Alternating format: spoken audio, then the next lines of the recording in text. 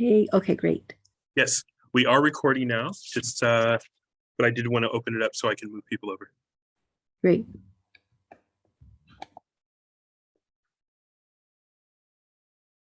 Okay.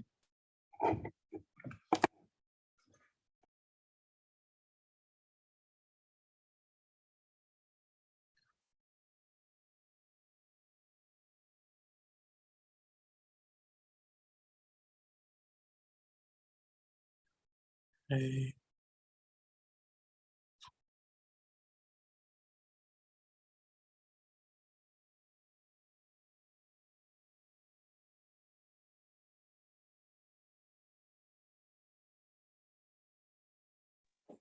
Hi, it's Richard Valle, just checking in.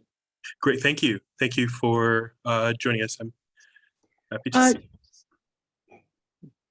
Adrian, were you able to get a flag? Yes. Okay, Supervisor Vaya, would you like to lead us in the pledge when we get to that point in the agenda? No, why don't you do it, Vice Okay, Mayor? I'll do Please. Okay.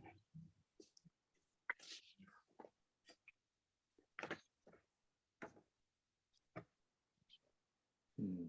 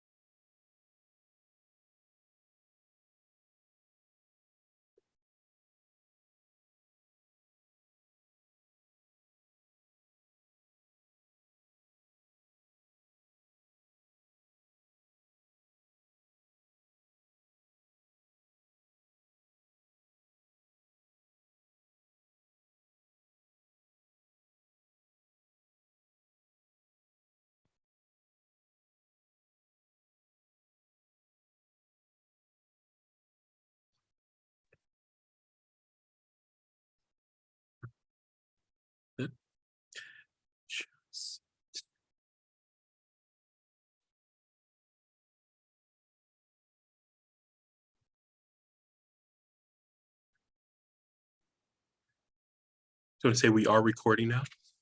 Thank you. And then also, Adrian, we're going to go ahead and I spoke with Indor and we're going to go ahead and swear in any new board members before we open the meeting, because we can do that Yes. in advance. Okay.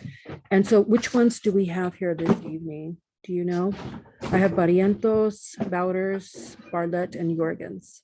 I think that Gordon's has confirmed that he will join us. I have not heard back from the others.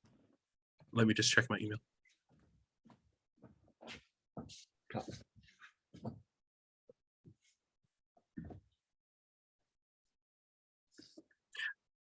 Bouders is going to join us as well. Okay, Bouders and Jorgens, correct? In Jorgens, yes. Okay.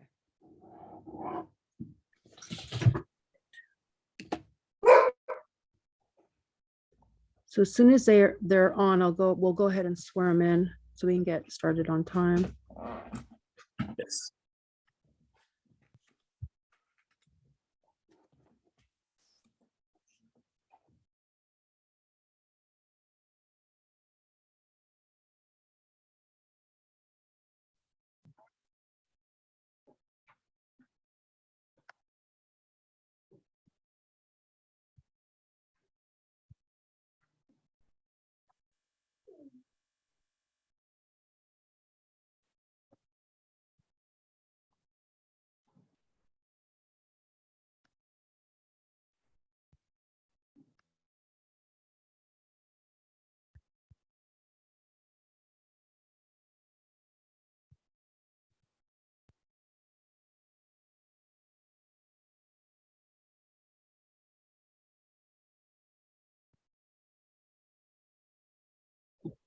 Welcome, everybody.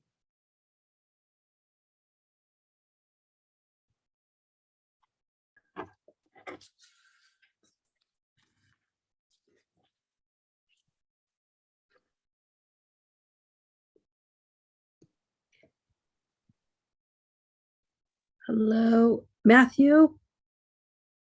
Hello. Hi, we're going to be swearing you in before we start the meeting. Great. Is your title council member or are you vice mayor or? Council member. Okay, Let me figure out why my camera's not working here. I want to make sure I have the correct pronunciation of your name. It's Jorgens Jorgens. with a J. Okay.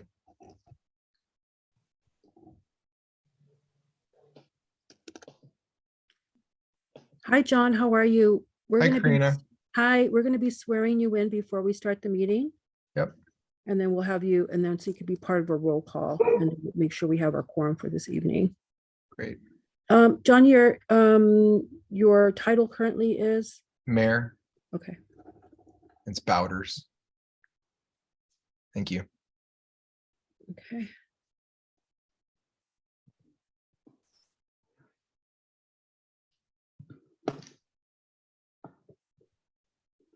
Just looking for one more. And we'll be a quorum. Great.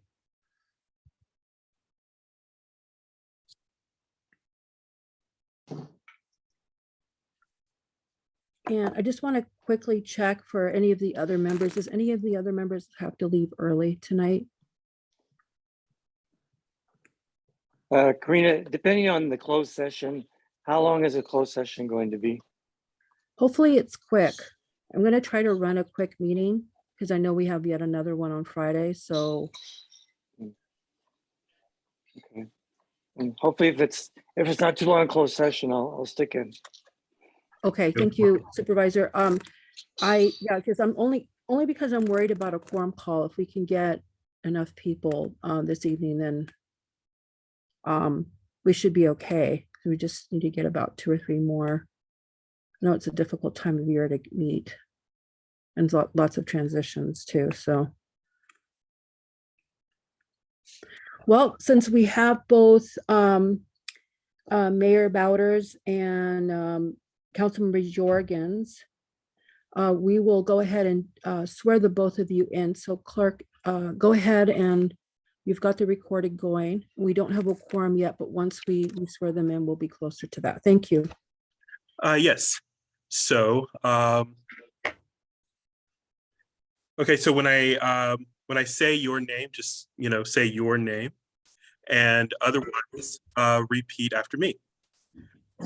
I, your name, I, John Bowders, I, Matthew Jorgens, do solemnly swear or affirm do solemnly swear do that solemnly swear that I will support and defend the Constitution of the United States that I will support and defend the Constitution of the United States and the Constitution of the State of California and the and the Constitution of the State of California against all enemies, foreign and domestic, against all enemies, foreign and domestic, that I will bear true faith and allegiance to the Constitution of the United States that I that I will bear true faith and allegiance to the Constitution of the United States and the Constitution of the State of California, and the Constitution of the State of California, that I take this obligation freely without any mental reservation or purpose of evasion, that I take this obligation freely without any mental purpose reservation or purpose of evasion, and that I will well and faithfully discharge the duties upon which I am about to enter. and that and I will well and faithfully discharge the duties upon which I'm about to enter. Thank you. Thank you. And congratulations on joining EBCE. I think you'll really enjoy your board meetings. It's a very productive group, and we have great staff. Okay, so we will move on to, let's see, do we have a quorum? Yes, we do. Oh, excellent. Thank you, clerk. So today is December 14th. It is approximately 6:02 p.m. This is the Board of Directors meeting for East Bay Community Energy. We are holding this meeting completely virtually. My name is Karina Lopez. I am your chair. We have just done the swearing in of 2 new members. So welcome Mayor Bowders and Councilmember Jorgens to East Bay Community Energy. Go ahead, clerk, with the obligatory language and roll call. Great. Thank you very much. This Board of Directors meeting is being conducted pursuant to the provisions of the Brown Act to facilitate teleconferencing and to reduce the risk of COVID-19 transmission at public meetings. Ordinarily, the Brown Act sets strict rules for teleconferencing. AB 361 suspends some of these rules during a state of emergency where the state or local health officials have recommended social distancing. The Brown Act continues to require that we notice meetings in advance and allow the public to participate. The Board of Directors have met all of the applicable noticing requirements, and the public is welcome to participate in this meeting. If you wish to be recognized during public comment, please fill out a public comment speaker form found at ebce.org/meetings and use the raise hand feature in Zoom. You'll be recognized for 3 minutes. Comments can also be submitted online at ebce.org/meetings. And with that, I will take roll. Alameda County. Present. Thank you. Albany. Here. Berkeley. Hold on 1 second. I just want to promote Member Cobb. Dublin. Here. Emeryville. Here. Fremont. Here. Sorry, here. Hayward. Hayward is present. Livermore. Newark. Newark is present. Thank you. Oakland. Here. Piedmont. Here. Pleasanton. Present. Tracy. Present. Union City. Present. Community Advisory Committee. Present. San Leandro. Present. We have a quorum. Thank you very much. We'll go ahead and do the Pledge of Allegiance this evening. If Adrian, if you have a flag, if not, we will just go ahead and get started. If anybody would like to lead us. I'll go ahead and lead us in the Pledge of Allegiance this evening. I pledge allegiance to the flag of the United States of America and to the republic for which it stands, one nation, under God, indivisible, with Liberty and justice for all. Thank you so much.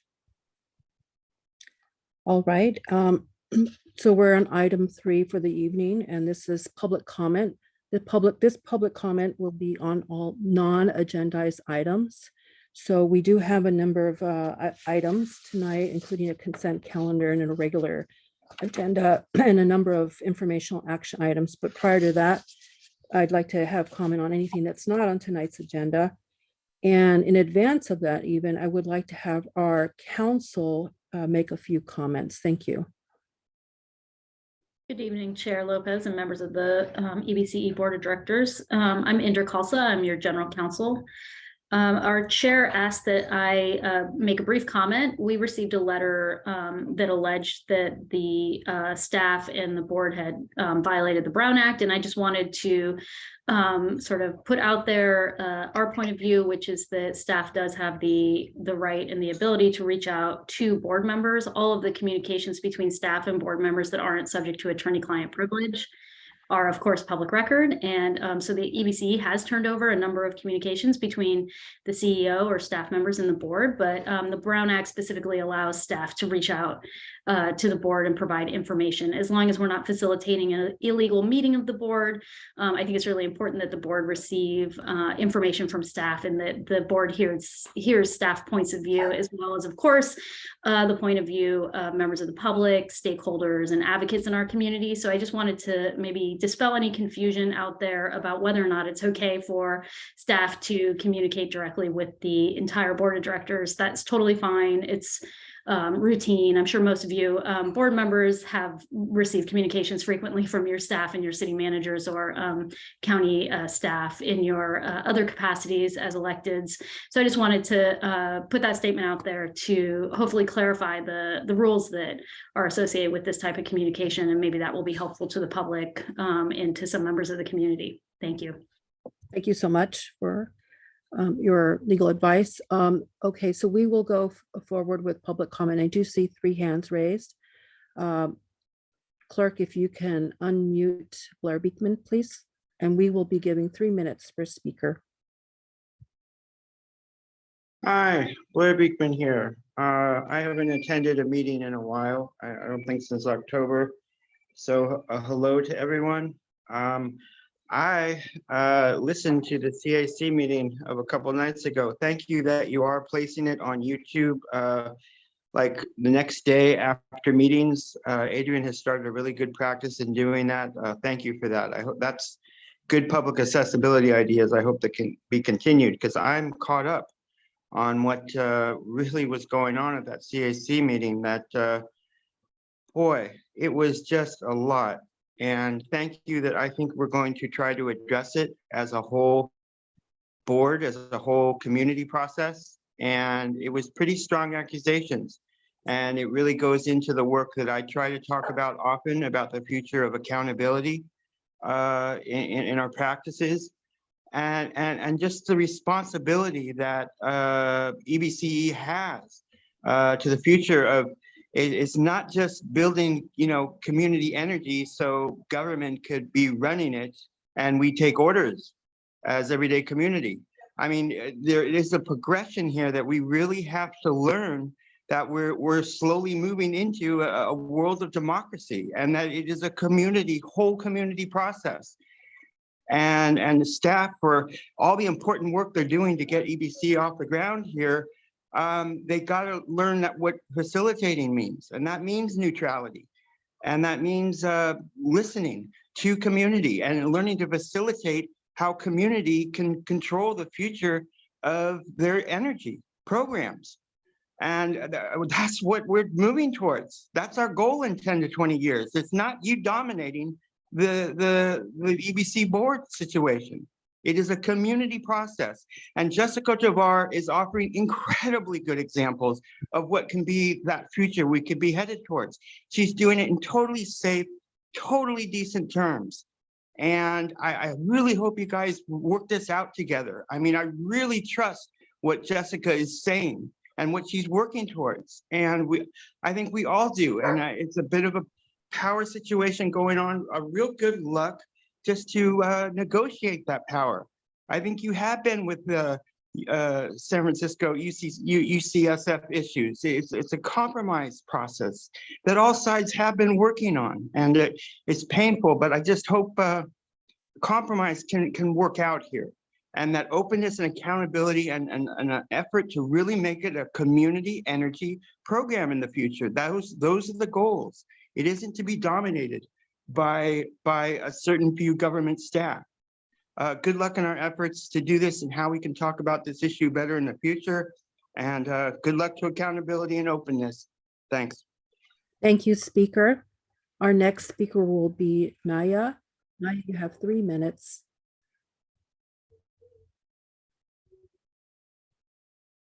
Naya, you're muted. Adrian, can you see if you can unmute her on your side, please? Can you hear me now? Yes, we can hear you. Thank you. Go ahead and Okay, start. great. You have 3 minutes. Naya Tisdale, Local Clean Energy Alliance. In a public agency, information is presented by staff in a neutral fashion to the board. Since 2019, certain information has been presented by EBCE staff in a misleading and biased way, accompanied by personal attacks by staff in public forums and board meetings against members of the public. This became a significant issue, particularly during the discussions regarding the proposal to buy an allocation of nuclear energy from PG&E's Diablo Canyon power plant. Biased presentation of information makes it difficult for the board to make a decision based on complete information. Staff's biased, factually incorrect presentations were targeted to undermine public engagement. It is inappropriate for a public agency staff member to undermine public speakers, especially while identifying as staff of EBCE. A recent public records request revealed a page-long email written by CEO Chassett on June 9, 2022, in direct response to the Alliance's letters and LCEA newsletters opposing the $15 million gift to UCSF Benioff. The email by CEO Chassett urged the board to support the $15 million gift, clearly violating the norm of neutrality for public agency staff. On June 15, 2022, CEO Chassett sent a second email to all board members except the CAC representatives, which began by calling out Jessica Tovar by name as requesting meetings with board members. Chassett went on to counter that what he claimed were mischaracterizations by LCEA in the letter. The public records request for all documents exchanged between EBCE board and staff regarding the proposed $15 million gift to UCSF Benioff is also yielded a significant amount of communication between staff and board members about the proposed $15 million gift, much of which occurred before the item was even made public. Results also included evidence of staff hostility towards the alliance and evidence that staff monitored the actions of East Bay Clean Power Alliance and the local chapter of the Sierra Club and East Bay Clean Power regarding EBCE proposals. And that is all I will say for my time. Thank you. Thank you, Speaker. Our next speaker will be Jessica Tovar. We'll go ahead and reset the clock. Just 1 second.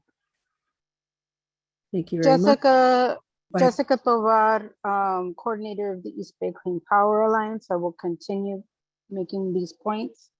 The EBCE clerk was instructed not to distribute public comments to board members as they come in, but to wait until noon on the day of a scheduled board meeting for decision, virtually eliminating the ability of the board members to consider community input before decisions are made. On one occasion, members of the public supporting staff proposals were given preferential treatment in public speaking opportunities. Public advocacy by the East Bay Clean Power Alliance community members and organizations with the cooperation of elected officials and Alameda County staff is largely responsible for the existence of East Bay Community Energy. Since 2015, East Bay Clean Power Alliance has been most active community-based organization representing BIPOC and allies and other underrepresented communities within EBCE territory. Our members include many energy experts. Our allies include some who have worked within the energy sector for decades. Our advocacy is always through the lens of racial and social justice. We expect and have largely received respectful consideration of our efforts from EBCE staff and from board members in the decision-making process. Hostility to community advocacy should not be acceptable in a public agency, and we urge the EBCE Board of Directors to take action to ensure that all entities, board, staff, community advisory committee, and the community, the general public, can work together for the benefit of the people that EBCE serves. Clean power to the people. Thank you. Thank you, Speaker. I don't see any other hands raised. I'll give a little bit of an opportunity for any further members of the public that would like to speak. 3, 2, 1, and just confirming with the clerk if you see any other hands raised. There are no other hands raised. Thank you, clerk. So we'll go ahead and we're going to go into closed session, and I'm going to try to make that as speedy as possible so we can come back into open session. For board members, you did receive from the clerk today a separate Zoom link, so you can go ahead and log off this one. Members of the public, like I said, I'm committed to getting back here as quickly as possible so we can continue on with open session. Thank you.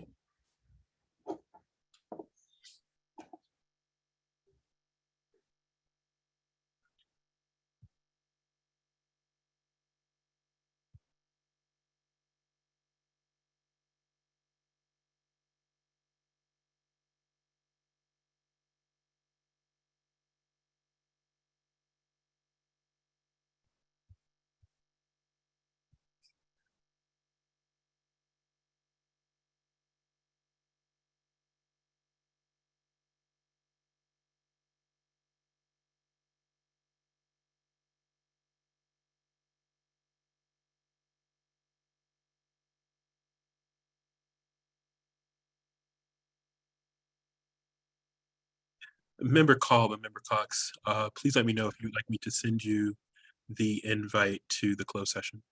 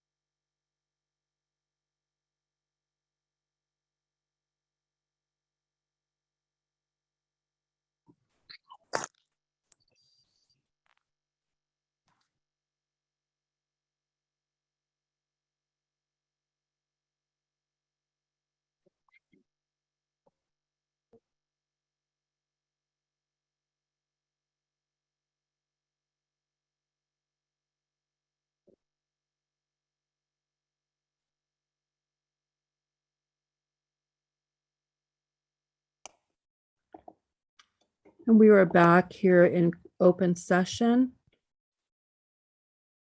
We have all our members of the public still here. And has everyone made it back into the virtual room?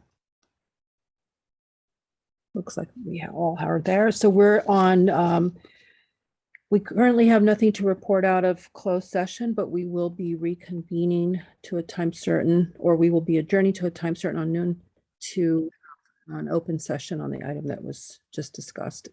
And that'll be this Friday. Thank you. So we currently are on item 6, and that's the approval of minutes from November 16th and December 2nd. Are there any corrections or amendments to the minutes? If not, I will entertain a motion.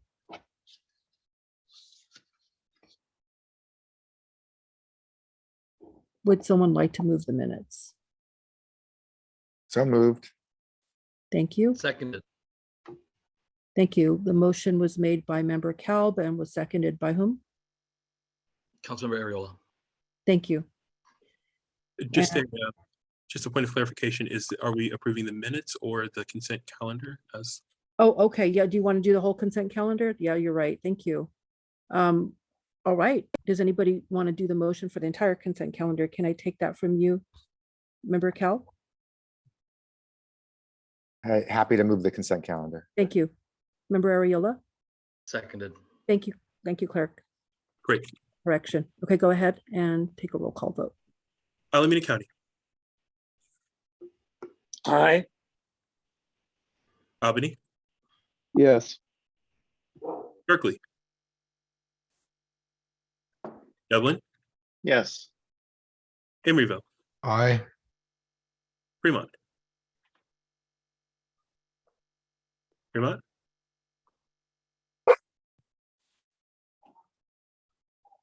Hayward, Aye. Livermore,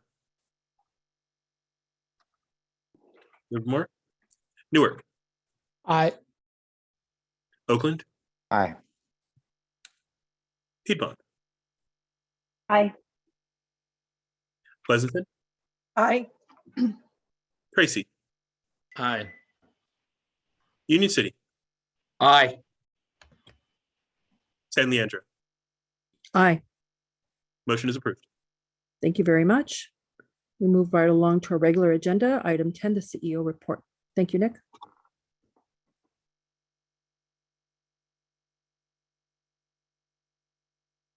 Hey, so we had an executive committee meeting on December 2nd at 12. And that meeting was predominantly focused on discussion of agenda setting and workflows for the CAC. Our next executive committee meeting is scheduled January 27th. I believe our chair at that time will also be working to make appointments ahead of the next executive committee meeting. On the new staff front, we have hired we keep hiring great folks, and I'm really excited by in particular the hiring of Sean Alexander. Sean joins us from PC Pro, and Sean was our IT manager, our outsourced IT manager for a number of years. Now he's come in-house to run IT for us, which again is very exciting, simply because we've had such a great experience working with Sean for the years. So we always felt like he was a member of the team, and now he fully is. Also excited to welcome Eleanor Smith, who is our Connected Communities Manager, and is working on the marketing and account services team to oversee our programmatic and rate-related efforts aimed at implementing solutions to support and reduce utility debt and customer disconnections, and just more broadly support our disadvantaged and underserved populations. I have one update on the programmatic front. This is something that was covered at our last board meeting, and an earlier executive committee meeting. And so it relates to the Piedmont City Pool Electrification Program, or project rather. In our current FY budget, we have allocated $3 million, or no, $2 million, I'm sorry, for to support municipal electrification projects. In our November board meeting, though, we indicated that we've been working with the city of Piedmont to support their pool electrification project and would like to work in parallel to both try to come up with a project or a way to fund this project, while also coming up with a more broad solicitation for all of our cities to participate in. And we also indicated that we have incremental funds available, that if there's more demand, then there is funds budgeted that we may be able to upsize this program as well. So those conversations with the city of Piedmont continue apace. One of the key points that we have learned from the city, like many cities that are pursuing capital projects, this particular capital project has faced price increases.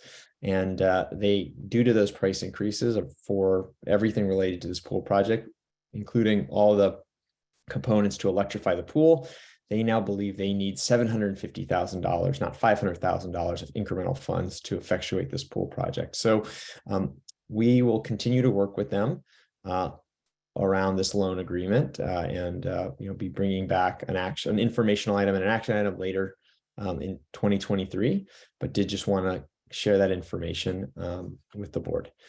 On the marketing and account services front, a couple interesting things worth sharing. One, we did file our implementation plan with the California Public Utilities Commission, which is the most significant next step towards the inclusion of the city of Stockton in our service. Once the CPUC approves that implementation plan, which typically takes 90 days or so, we will be able to seat a member from the Stockton City Council on this board. We will be planning a new member orientation on January 13th from 1 to 3 p.m. That will be virtual, and our public engagement manager, Alex Giorgio, will be reaching out to our new board members to give you the requisite information.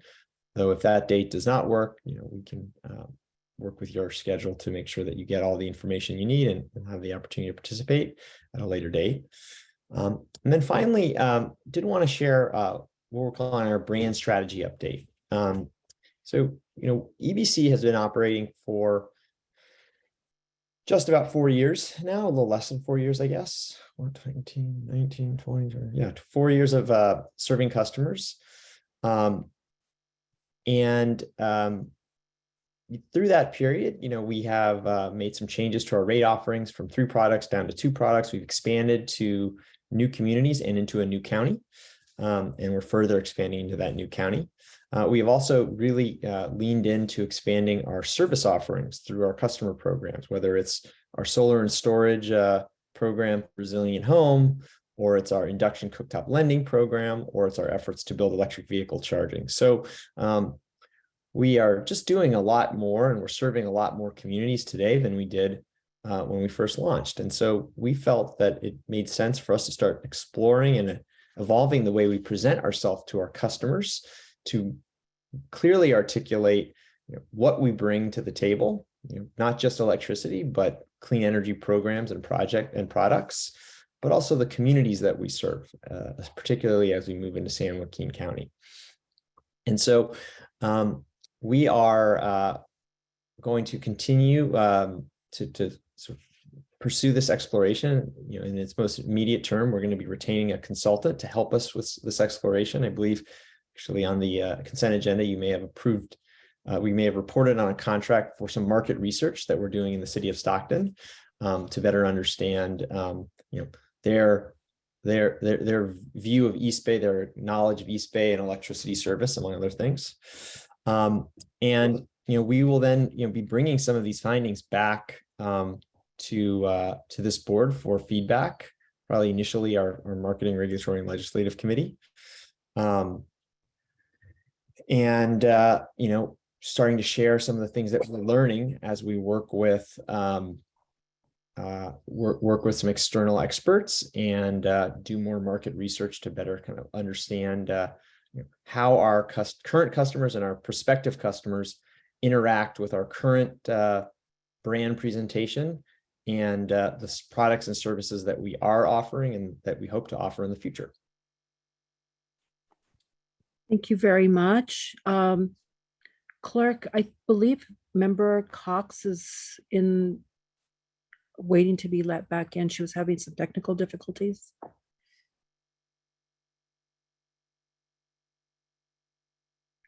And thank you. So are there any clarifying questions before we take comment on the CEO's report by any members? You can please raise your hand. I see no clarifying questions. I'll go ahead and have public comment. It'll be 2 minutes each. I'll call on the first person. Blair Beekman, please.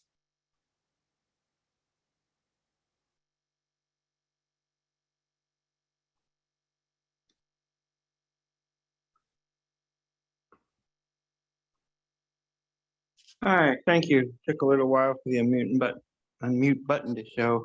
Thank you. I just wanted to quickly offer a point of order. Well, actually, first, a thank you that you're allowing public comment on the CEO's report. That we weren't doing that this time last year. I think it's a good practice to allow public comment, and thank you for returning it.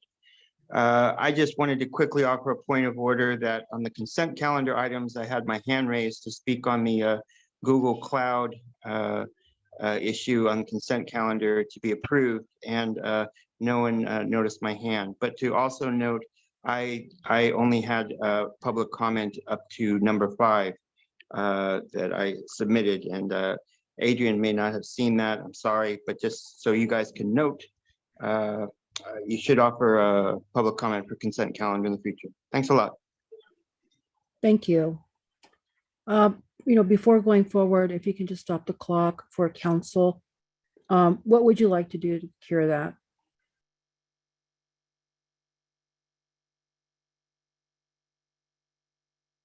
So I assume that we missed the hand raised inadvertently, no problem. I think that we've just heard the commenter's comment. I suppose if you wanted to let him speak for another 2 minutes on the Google Cloud issue specifically, that would be one way to just make sure that everybody has their opportunity to share their point of view. Okay, can I go ahead and do that now? Sure. Okay, we'll go ahead and do that. So I'll call back to the floor to Blair Beekman for 2 minutes to speak on the item 9 on the consent calendar. Go ahead. Thank you. Thank you very much. I'll try not to take 2 minutes. I simply wanted to offer for the your new contract with Google Cloud storage issues. That raises questions of cybersecurity, and the work that I'm trying to learn is about better accountability and openness with the future of technology practices for a community. And interestingly, cybersecurity can be a part of that openness process. And it's interesting how that can work. It's concepts to develop peace and not war. Did I say that well? Not war. So yeah, the ACLU has some interesting work with these accountability ideas. They have guidelines that can facilitate how everyday community can ask basic questions about cybersecurity practices, and that can be an introduction so they can be informed of your cybersecurity part of Google Cloud storage issues in the future. To have that accessibility to the public is incredibly important for our future. It is the ways to address the future of war and with concepts of peace and open democracy. Thanks a lot. Thank you very much for your comments. We're going to stay back on track with the CEO's report and comment there. We have one more hand raised, 2 minutes to Jim Letts. Go ahead. Yeah, thank you for letting me ask. It's a very simple question. I'm speaking for myself, but I am a CAC member, and I see that there's a new board member orientation in the CEO's report, and I didn't get, as a CAC member, I didn't get an orientation like that when I started. I'm relatively new, and I think it would be beneficial for me. And I'm not sure if any of the other new CAC members would also like such an orientation. So that's all. Thank you very much, Speaker. Well, I'll go ahead and have the CEO note that comment. We're moving on to item 11, and this is a report of the Community Advisory from the Community Advisory Committee. And Ms. Anna Olivia, you have the floor. Thank you, Chair Lopez. I apologize. I'm a little under the weather today, but doing my best. The first thing we'd like to report is that rather unfortunately, due to a conflict, our Vice Chair Mutzenberg needed to step down due to a conflict. And it does leave us without a representative from Tracy. And as the alternate isn't able to make the meeting times. And so I did just want to bring that up. We do have a new vice chair. Ed Hernandez is our new vice chair, and we're grateful for him stepping up, and he accepted his position on Monday. As you can imagine, there was quite a lot of comments on the, and a really good discussion on the letter received from East Bay Clean Power Alliance. And I guess the only thing I wanted to clarify in there is that what we heard from that discussion, as opposed to just the reading of the letter, wasn't a statement that staff wasn't supposed to have an opinion or even to put forth a recommendation, because of course staff is supposed to put forth a recommendation, but rather concern that the information being provided was leading. And that's, I guess, the only clarification. We have not come to anything. We just received the letter, and we'd all just received the letter. So the other item that we discussed is on tonight's agenda, so I will cover it at that time. That is all. Okay. Thank you very much for your report, and we'll move on to our next item. That's a net energy metering discussion. This is an informational item only. I'll go ahead and turn that over to staff.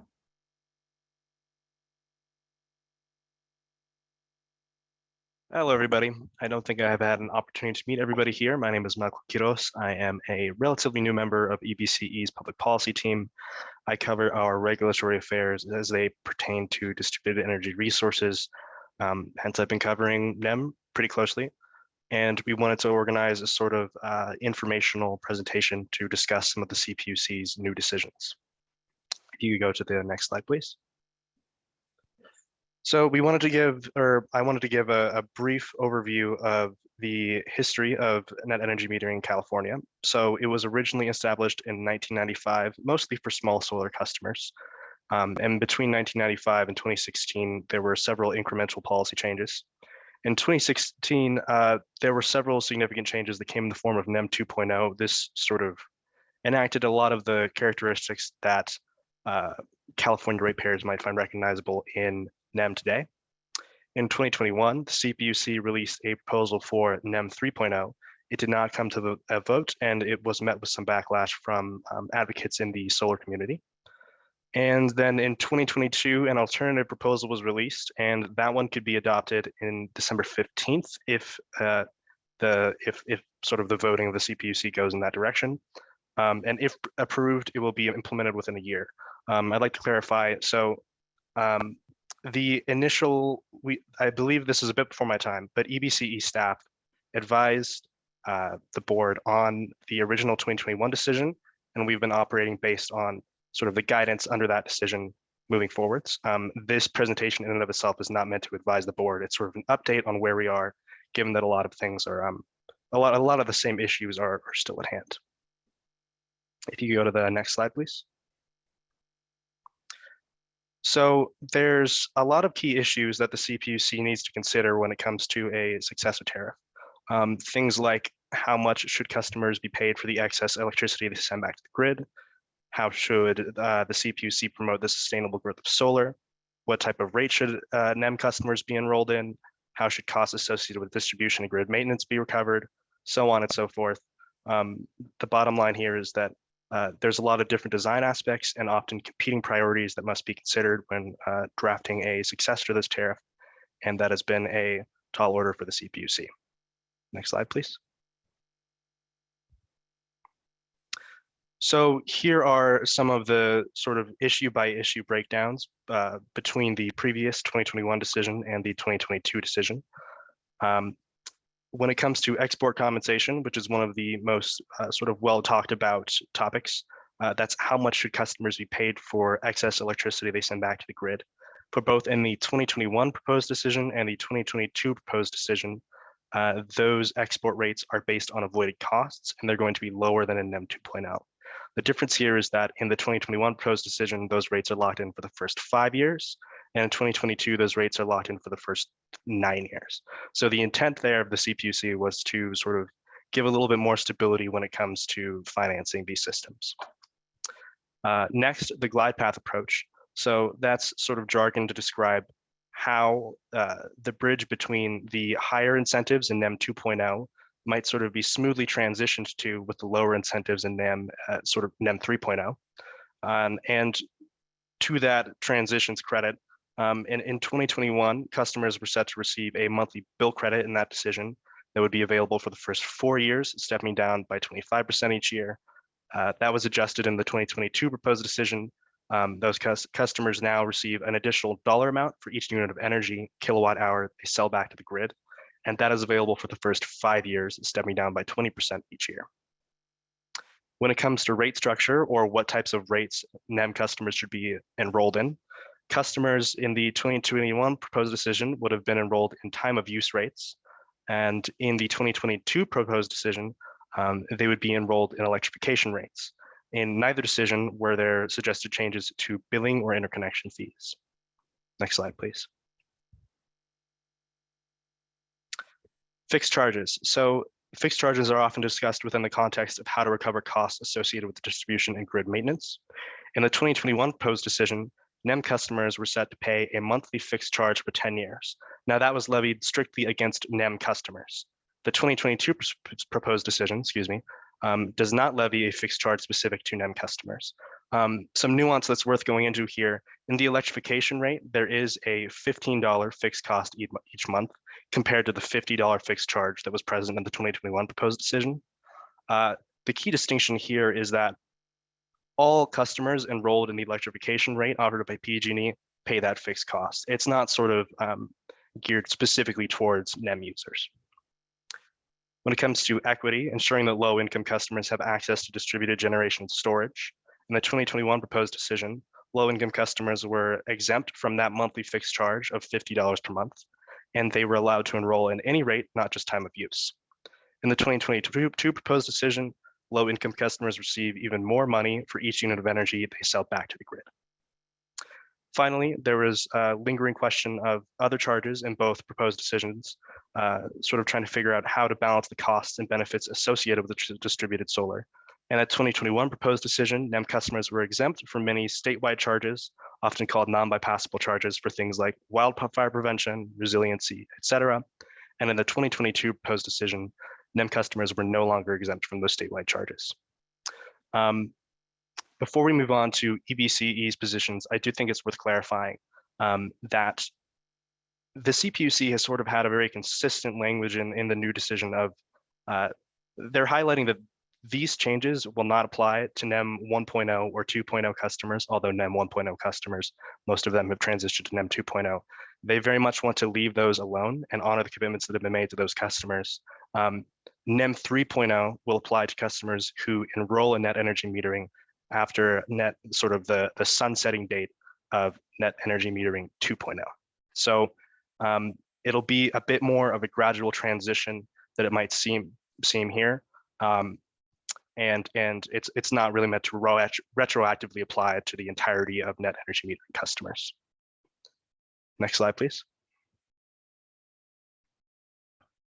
So per board guidance, these were some positions that EBCE took and publicly commented on for the 2021 proposed decision.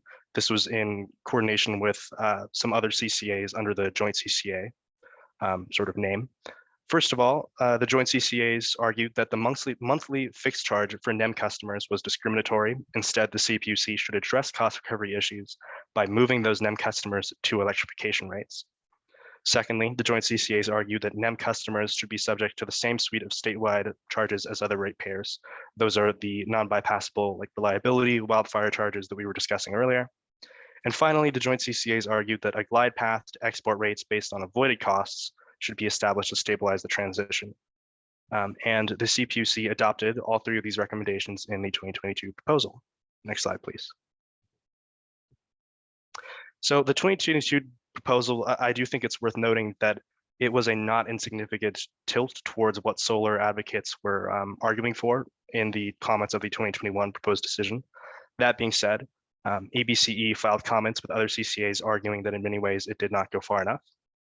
The first argument here is that utilities should be given more time to implement NEM 3.0 and that implementation process should be completed before NEM 2.0 is closed to new customers. Secondly, the joint CCAs stated that funding for the glide path should not be collected from IOUs that receive glide path funding for the glide path should only be collected from IOUs that receive glide path incentives. And the story behind this is, as it's laid out in the 2022 proposed decision, it seems that funding for that sort of transition from the old credit to the new credit is going to come from a collective fund of all ratepayer funding.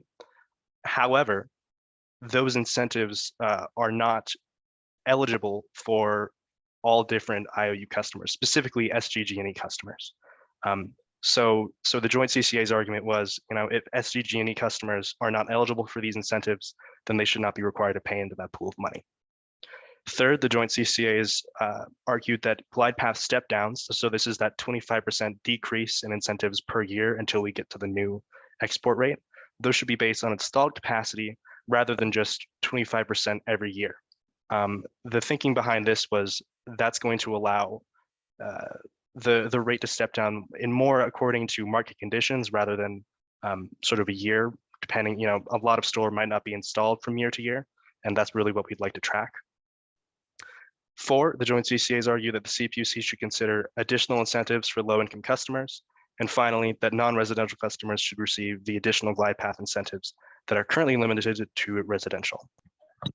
So that is all I came with today. Just wanted to give an update of how we got here, what's going on with the new proposed decisions, and EBCE's positions. Thank you very much, Michael, and welcome to the team. We're very glad to have you. We'll go ahead and take clarifying questions before we do any public comment. Miss Anna Olivia, please. Thank you. You mentioned a timeline before the NEM 3.0 is implemented. How long is that timeline at this point?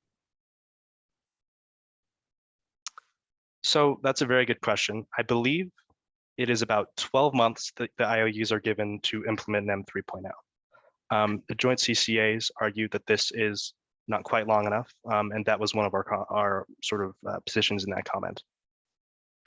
One of the letters that we received, but they were just today, so I haven't done a really thorough analysis of them. And thank you so much for presenting this again and for adding the clarifications that came up from the CAC meeting. That's really great. One of the letters we got today said that it was like 80 days or 90 days or something like that. Do you know what they're referring to there in relation to this?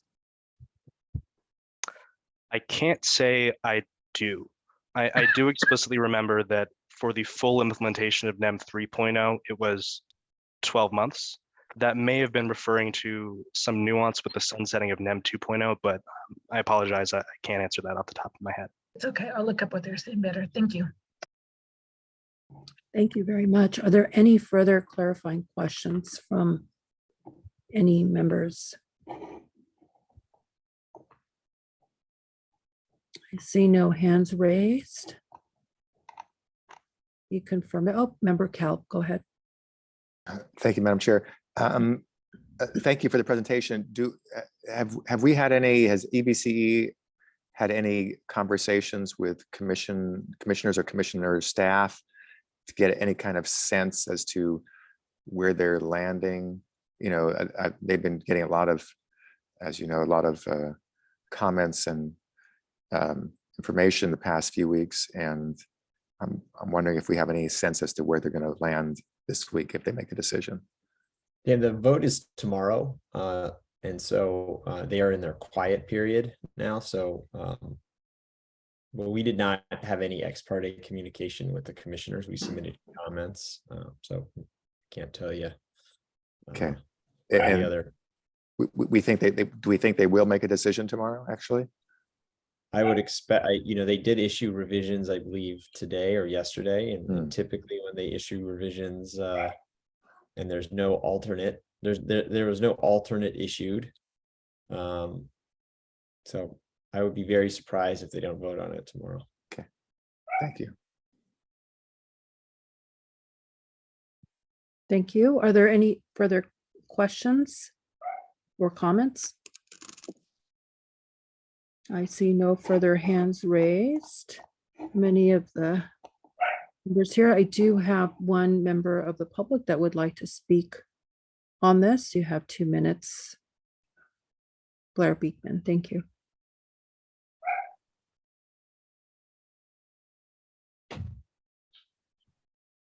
Hi, Blair Beekman here. Thanks for this item. I'm pretty much a beginner in understanding the future of community energy practices, but with the help of people like Jessica Tovar, you know, I think we're losing something really important and vital with the future of net metering. We're losing an accessibility to the future of how solar can be accessible to everyone. And I hope this is not going to stifle the future of solar. And it certainly seems like it will. I understand your accounting issues or the CPUC's accounting issues. You know, from the words of Jessica Tovar, you know, at the CAC meeting on Monday, and even from the words of one of the speakers earlier who spoke about the Mercury News's feelings, you know, what the problems with current net metering practices, you know, put those two things together and you come up with different accounting ideas and schemes that can still work to favor, you know, people getting a return on their money when they purchase solar. And I wish we just put a little bit more creative effort into it instead of austerity. And I hope that can be an appeal to the CPUC meeting tomorrow. Yeah, I just I'm sorry I'm so new to the subject, and I know people like Jessica Tovar. She's really worked hard on making sure that you know, accessibility can be an important purpose in our future, especially for low-income people. And yeah, just one of the many ways I would like to thank her for her work that she does. That it very much makes my understandings a lot easier. She does something very clear. That's nice, and she's nice about it. She's really nice about it. So good luck on working on this issue and how we can talk about it in the future. Thank you. Thank you very much. I see no further hands raised on this information. We do? Where do we? We have one written comment that was submitted for this item. Okay, go ahead and read that, and then we'll come back to our CAC chair. I believe she has her hand raised. So if you can go ahead and read the comment, and then we'll come back. Thank you.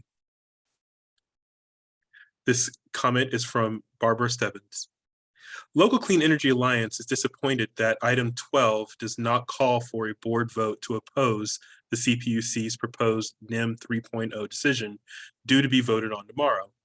Rooftop solar is the backbone of locally generated energy, which provides multiple benefits for our communities, including jobs, local business investments, and energy resilience in this critical time of accelerating climate catastrophes. If passed by the CPUC, rooftop solar will be financially out of reach for low-income customers and community institutions. LCEA has 2 comments on the staff presentation for this item. In staff's summary of the key issues, they did not include the potential $120 billion transmission cost savings over the next 30 years attributable to rooftop solar, which saves money for all customers, including those without rooftop solar. Also, there will be a new $15 grid usage charge for the new rooftop solar customers after NEM 3.0 is implemented. And that is the end of this comment. Thank you, Clerk. And we'll go ahead and come back to Ms. Anna Olivia, our chair for our CAC. Go ahead. Thank you, Chair Lopez. So I did want to, this was the other topic that the CAC discussed, so I wanted to bring that feedback back. But I did find the letter. It was from Igor from the California Solar and Storage, and it was 120 days. And it's for slashing in the net export credit for most residential accounts wishing to go to solar, and a further 80% slashing for new commercial solar accounts, including schools, nonprofits, places of worship, small businesses, multifamily housing, and critical care facilities.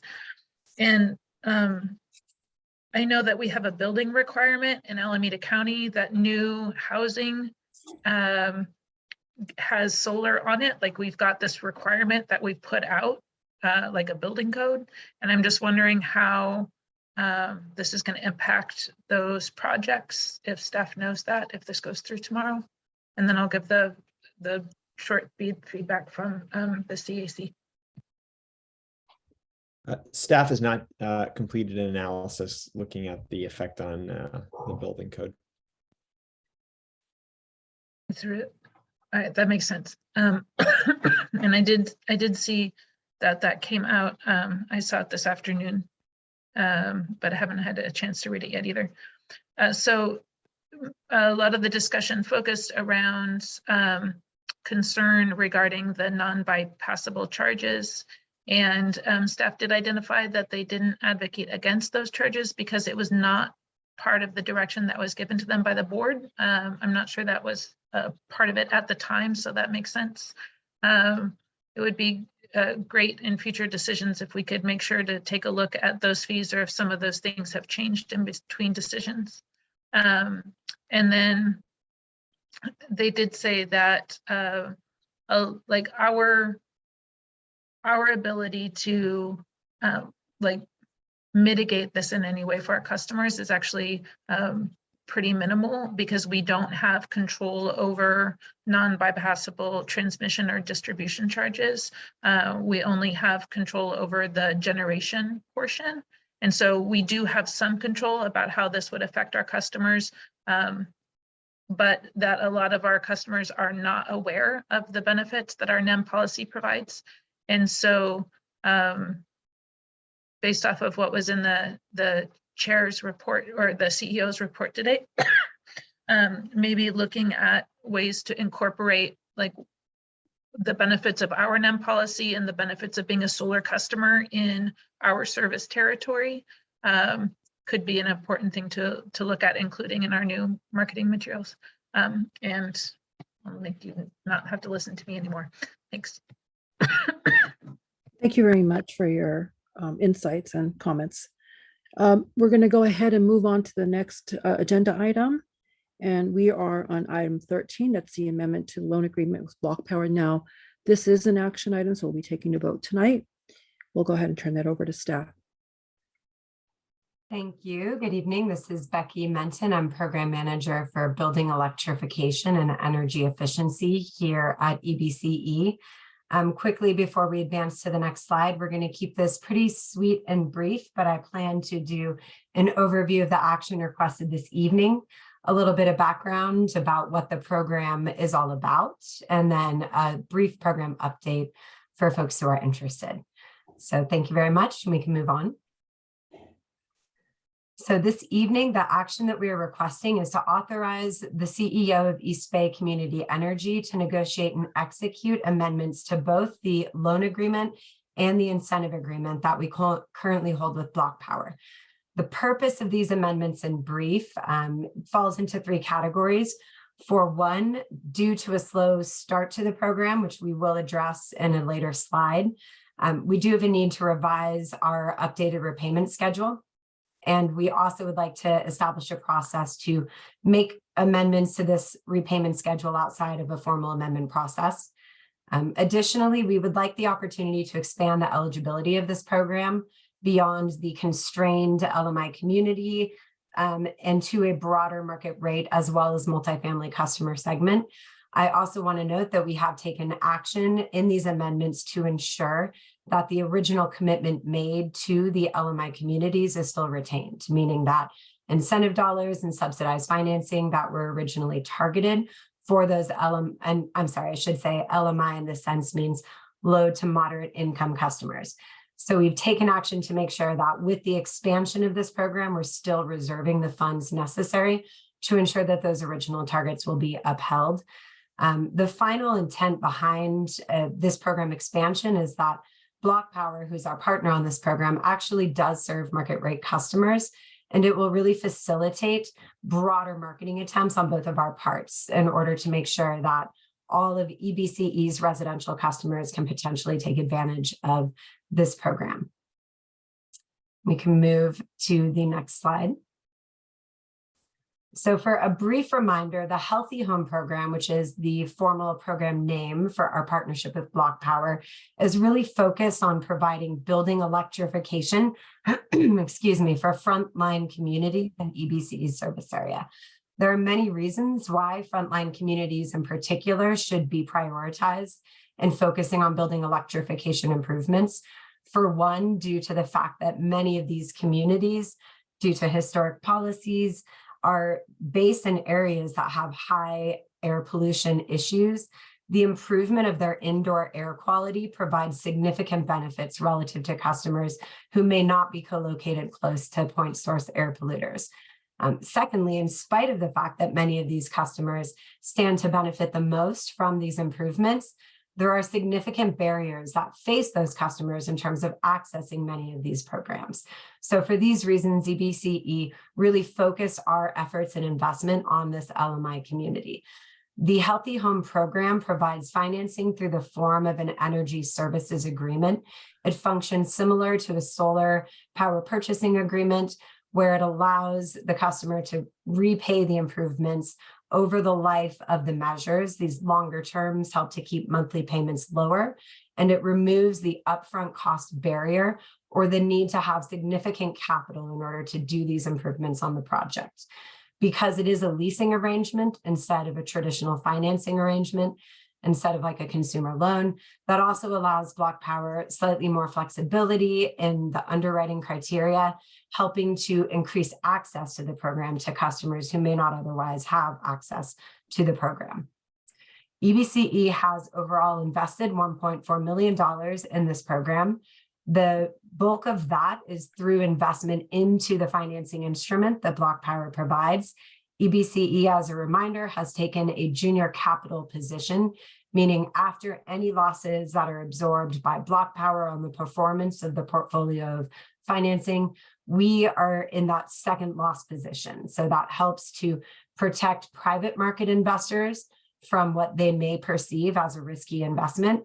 And we've been able to negotiate a lower interest rate to customers overall. So that's one way that we're enhancing the value proposition to our customers. The other way that we've invested in this program is through direct grants to low to moderate income customers. The program eligibility for those grants is still retained, targeted at those LMI customers, meaning that while we are seeking to expand eligibility of the financing for our market rate customers, the incentives are still reserved for our low to moderate income customers. And as a quick refresher, for customers up to 80% of area median income, these are customers that we are defining as low income. This mirrors the definitions of HUD, Housing and Urban Development. Those customers are eligible to receive $10,000 from EBCE for their projects. Customers that fall into the moderate income tranche, these are between 80 to 120% of area median income, are eligible to receive $4,000. And we hope and are looking to our implementers to leverage any other available incentives that could be on the table to help reduce overall the cost. We are partnered with Block Power officially on this program. They also have partnered specifically with a local firm called Revalue. Revalue is a great partner. They do a lot of work managing contractor networks, customer interactions. They're really working to increase engagement, training from specifically BIPOC contractors, really working to increase the diversity of contractors in our area who not only can participate in our program, but can also participate in some of the other incentive programs, hopefully helping to overall boost the opportunities that they have. Block Power's electrification as a service approach, really focusing on that leasing arrangement, is really unique in the market, specifically with their focus on LMI communities. We can move to the next slide. So for a brief update about the program, I'd mentioned that it's going a little slower at first. We had originally committed $1 million of capital, but had structured that in 2 tranches of $500,000 to be drawn down at a time. So the first $500,000 tranche of that funding has been drawn down, but has not fully been committed to customer projects. So this has triggered the need for the update to the repayment schedule. The repayment schedule, as adopted in the loan, assumed the full $1 million committed before January 1, 2023. So we now find ourselves in a need to make some updates to that. Overall, we've done some really great work getting the program infrastructure up and running. On EBCE's side, we've developed our website. I didn't include the marketing materials that we've also gotten up and running, have our online application form. We've tied this program to our Salesforce CRM, which creates some really wonderful automation opportunities and helps us manage with these external vendors and have visibility to when leads are picked up, have visibility to when projects are reserved. Overall, there have been about 74 leads in this project. As a reminder, we have a target of getting 60 low to moderate income customers through this program. Of those 74 leads, 3 are fully committed projects, 2 are in construction, and there are 11 verbal approvals that are receiving revised estimates. This is based on some partnerships that Revalue has been able to make with local contractors or local suppliers of equipment, high efficiency electric equipment, which I'll address in the next slide. And we've also made some headway on some marketing efforts. Those have included paid and earned media. And there's been a small campaign that we ran in early November, really intended to test our messaging approach and to test the response rate that we would get to this campaign so that we can do broader campaigns starting in January. And just briefly, this graphic, which is included in the board packet, is just a snapshot of the pipeline as it is right now. So to the next slide. So there have been some challenges, as I've addressed. There have been some issues with staffing and internal processes. Our partner lost a couple of key staff early on in launching the program.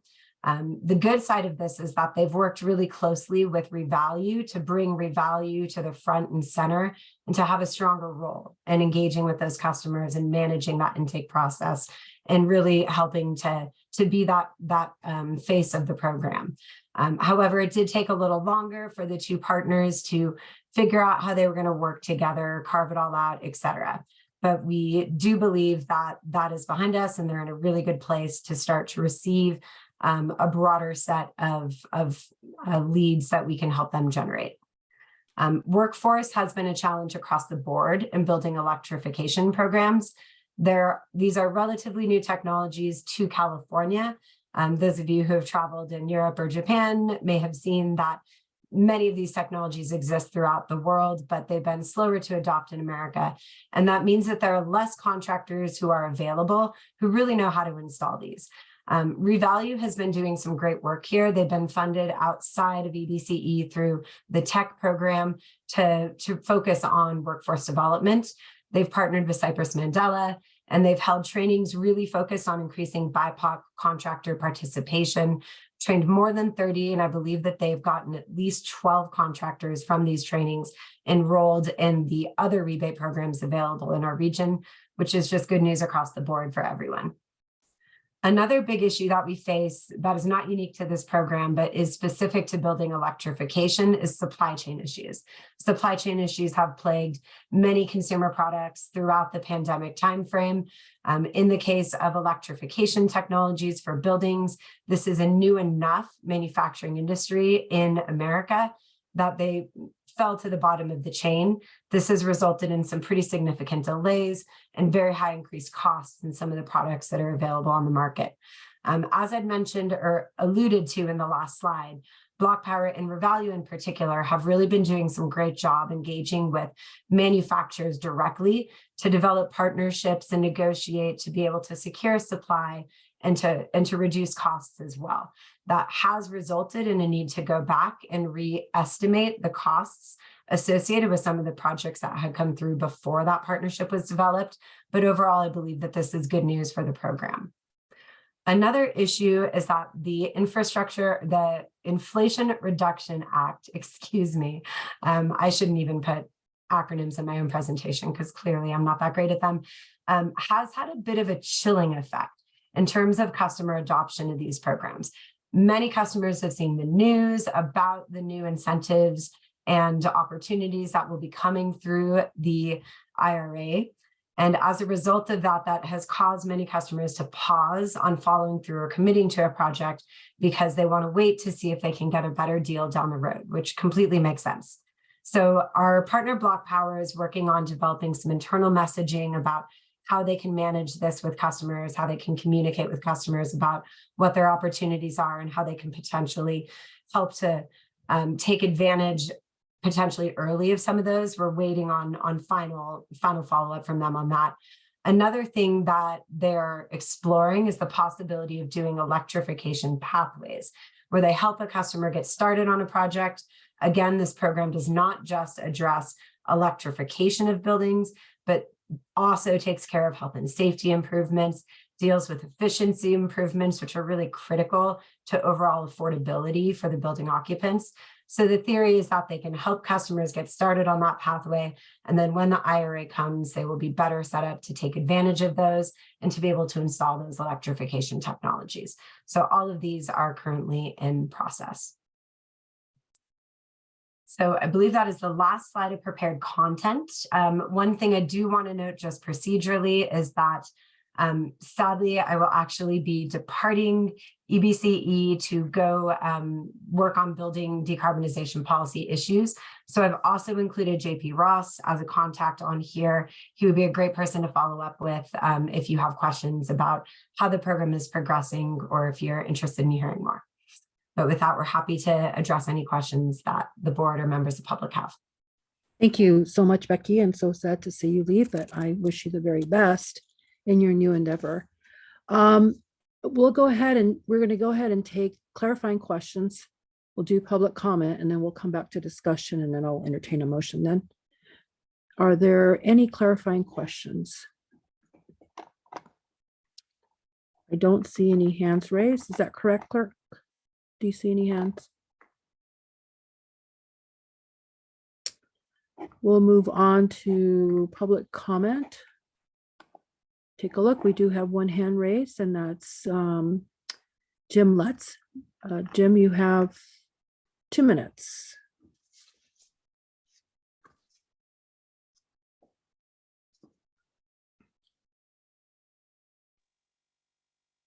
Thank you. Becky, that sounds like a great reason. I mean, it sounds like problems, but it sounds like a good response to those problems. I wanted to add 3 suggestions to what you're proposing there. One is to limit the expanded eligibility to market rate to a small fraction, maybe 10 to 15% of installs. So the project stays mostly focused on LMI customers. The higher income customers are likely to be more proactive about taking advantage of programs like this and might sort of crowd out the low to moderate income ones. I also like to think hard about expanding it to include rental housing without displacing tenants. Bayren and Stop Waste and the City of Berkeley are working with ACEEE on Energy Equity for Renters initiative to ensure that, and I hope EBCE works with them to include that too. And then the Healthy Communities Partnership Program, would like to see that it not take any funds or resources away from the LMI electrification program, but rather that $15 million be additional in the beyond, add to the scope of the LMI program. And those are my comments. Thank you. Thank you, Speaker. Do we have any discussion or comments, questions from any of the members or our chair from our CAC this evening?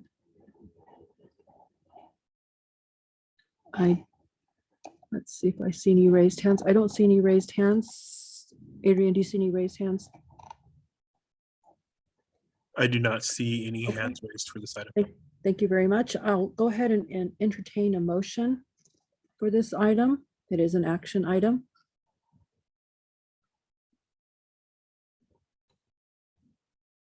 I move the item, Madam Chair. Thank you, Member Bowders. Kavanaugh seconded. Thank you, Member Narum. Go ahead and recognize you for that one. So it's been moved and seconded, and we'll go ahead and have a roll call vote. Thank you. Alameda County. Alameda County. Albany. Yes. Berkeley. Dublin. Aye. Emeryville. Aye. Fremont. Yes. Okay. Hayward. Hayward. Livermore. Newark. Aye. Oakland. Aye. Piedmont. Aye. Pleasanton. Aye. Tracy. Aye. Union City. Aye. San Leandro. Aye. Motion is approved. Thank you very much. We'll move on to our next item, another informational item, item 14. It's the US EPA National Notable Achievement Award. And I'll turn that over to staff.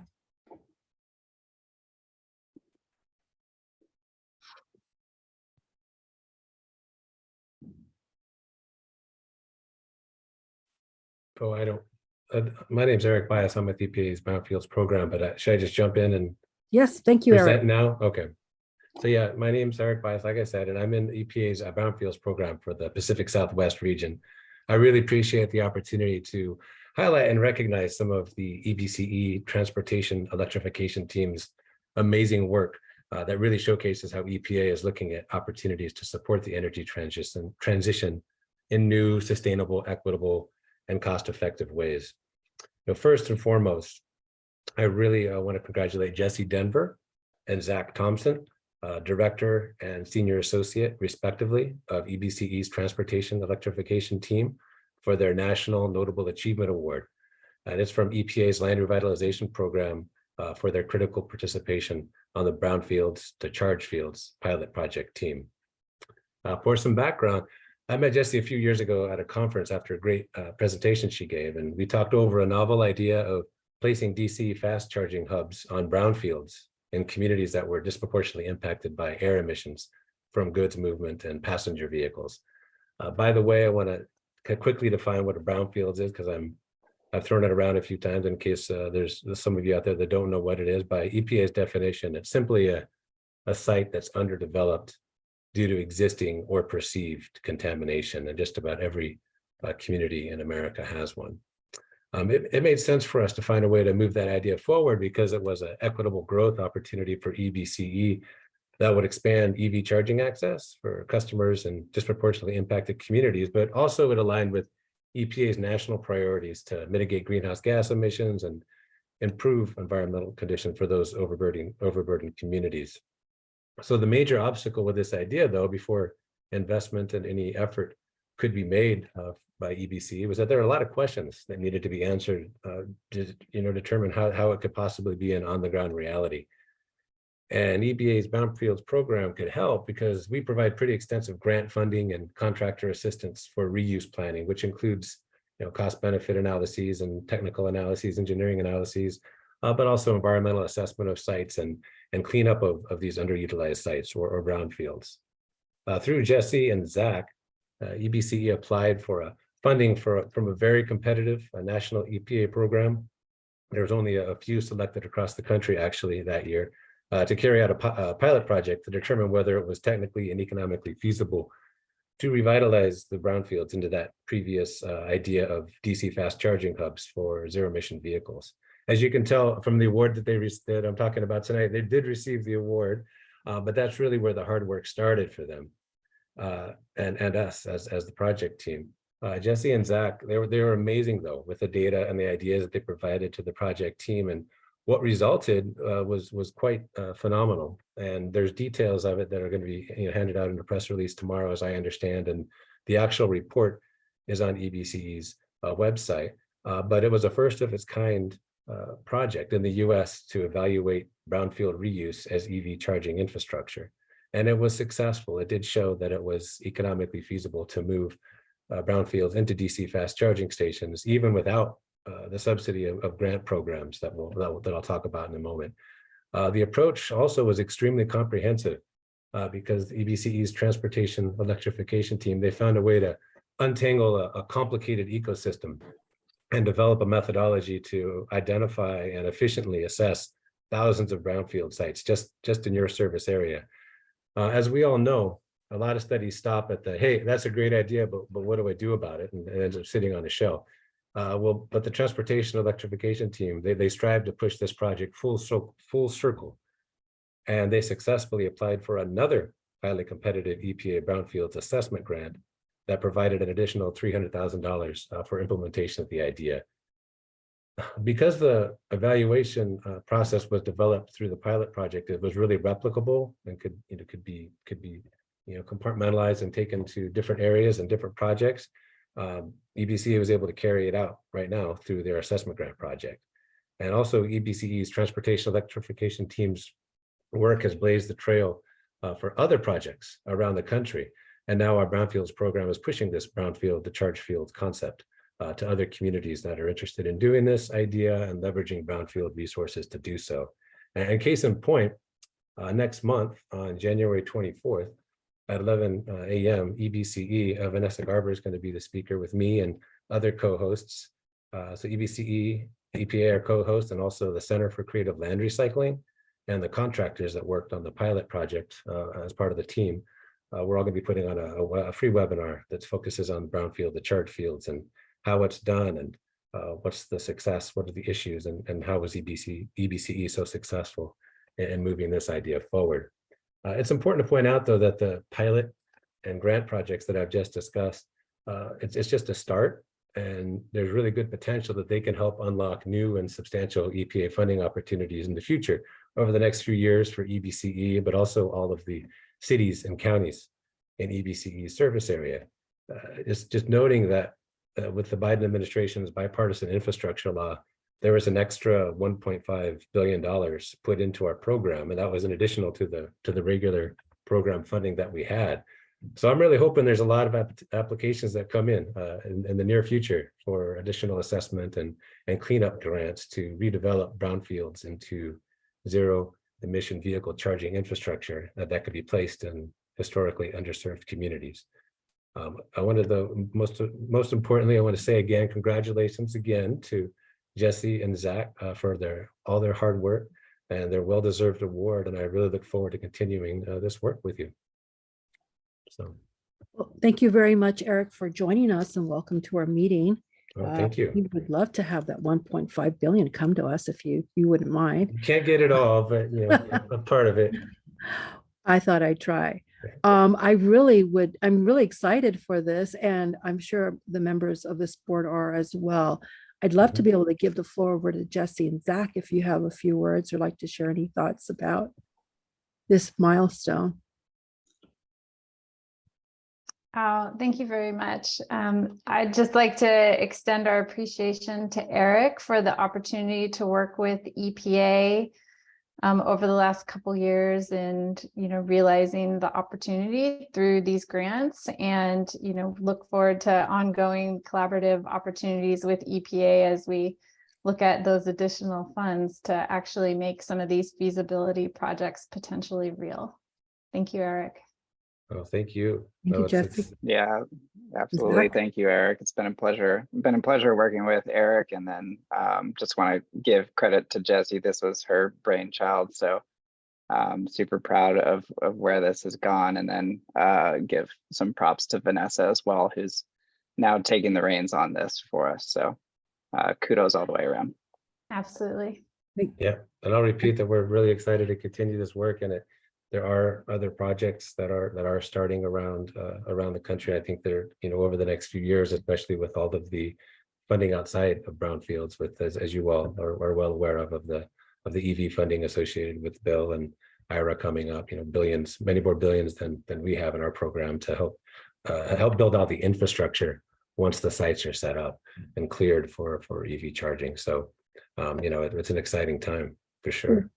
We're very proud of our staff. We have some really amazing people that work for EBCE, really smart people, and we're lucky to have both Jesse and Zach on the team. Before anything else, I wanted to be sure that I gave any opportunity to the other member who'd like to speak on this item. You could raise your virtual hand.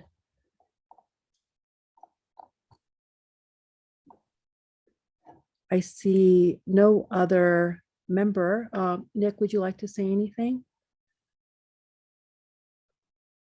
Well, I think we've said a lot of the great stuff that needs to be highlighted and said here. So I do want to just again thank the EPA for the great partnership. And this is the first step. The stuff that really is going to matter is getting steel in the ground. So we're really looking forward to partnering with the EPA to deploy significant charging at scale in a lot of these locations that are going to have a lot of impact. I think the particular opportunity to try to deploy medium and heavy duty charging for medium and heavy duty trucking is particularly exciting, given the disproportionate impact that particularly heavy duty trucking has on local air quality, and is kind of some of the root causes of the pollution and at those brownfield sites, to be able to transform them into the clean fueling stations of the future. Really exciting. So excited there, and want to obviously thank my team. We have just a tremendous group here at EBC working on a lot of different fronts. So this is a really cool one to highlight. Thank you very much. Okay, well, I think that is that for that item. And we look forward to hearing more, and hopefully if there is an invitation broadly for that January webinar, I'm certain that people here on our board and in the public would be interested in more details. So we'll move on to our next item. That's item 15. Thank you, Eric. Item 15 is board member and staff announcements, including requests to place items on future board agendas. Would anybody like to speak? Just raise your virtual hand, please. Yes, Nick, go ahead. Well, I just want to say at our upcoming January meeting, we are going to be inviting all of our departing board members to join us for a reception to thank them for their service and hopefully present them with a token of our gratitude for all the work they've done. Karina, you've been with us since the very, very beginning, before EBCE was even an agency. So I don't want to minimize the impact that so many those of you who have left or are leaving have had, but I do want to particularly highlight you, Chair Lopez, for your long service to this agency, and I'm sure this is not the last we're going to see of you kind of working with us to bring all these benefits to our community. So thank you. Thank you very much. That's a very kind words. We'll move on to item 16. And what we're going to do today is we're going to adjourn to a time certain at noon this Friday, December 14th, in all virtual meeting. And so I will hopefully see all of you then, and be safe and be well. Yes, Member Bowders. Just to be clear, it's Friday is the 16th, I think, not the Oh, 14th. is it the 16th? Is today the 14th? Oh, yeah, Yeah. you're right. Yeah, I wrote down the wrong date today. I was thinking today. Thank you for that correction. No Let me go problem. ahead and restate that. Was there another hand raised? I bet did, no, okay. So we're gonna go ahead and adjourn to a time certain this Friday, December 16th, in an all virtual meeting. Thank you so much for that. All right, we'll see you then.